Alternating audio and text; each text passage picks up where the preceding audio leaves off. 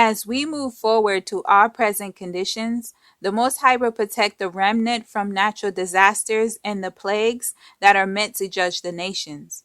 You must be a repentant servant that serve the Most High in the spirit and in truth. If you serve the Most High according to religion, you are still in sin and have yet to know the Most High. It is important to know the real Elohim of Israel.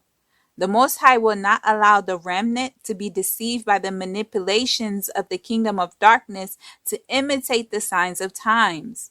Remember, Satan imitates everything the Most High does to deceive the world.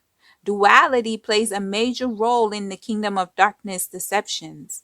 Just as the magicians and sorcerers imitate the miracles Moses did, the workers of iniquity can manipulate natural disasters in the beast system.